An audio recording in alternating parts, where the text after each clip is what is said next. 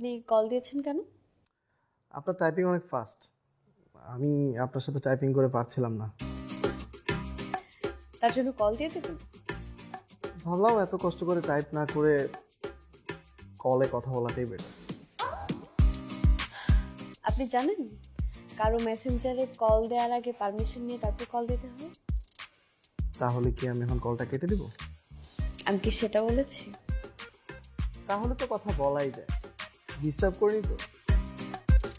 আপনি চাইলে কিন্তু আমাকে একটু একটু ডিস্টার্ব করতে পারেন, আই ডোন্ট মাইন্ড। আপনি থাকেন কোথায়? আমার বাসা লালমাটিয়াতে। আপনার? ও লালমাটিয়া, একদম কাছে। আমি ধানমন্ডি থাকি, মানে একেবারে রিক্সার ডিস্টেন্স। আর আমার তো বাইক আছে, বাইকের ডিস্টেন্সও বলা যায়। আমার আসতে হয়তো 3 থেকে 4 মিনিট লাগবে। আপনি কি এখনই চলে আসতে চাচ্ছেন নাকি? আপনি যদি চান তাহলে আসতে পারি। আস্তে ধীরে আসেন, আজকেই তো মেসেঞ্জারে কথা হলো। আর হেঁটে হেঁটে আসেন, বাইকে আসার দরকার নেই। কেন? আপনি এখন মাত্র ক্লাস 1-এ উঠেছেন, দেখা করতে হলে আপনাকে ক্লাস 10-এ উঠতে হবে। বুঝিনি ব্যাপারটা, আমাকে একটু বুঝিয়ে বলবেন?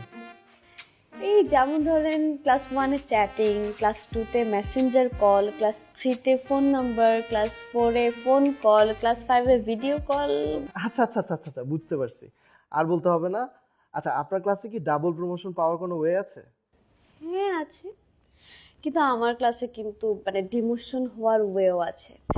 এই ধরেন আমি আপনাকে ক্লাস 3 থেকে ক্লাস 5-এ উঠিয়ে দিয়েছি, আবার আমি কিন্তু আপনাকে ক্লাস 5 থেকে ক্লাস 3-তেও নামিয়ে দিতে পারি।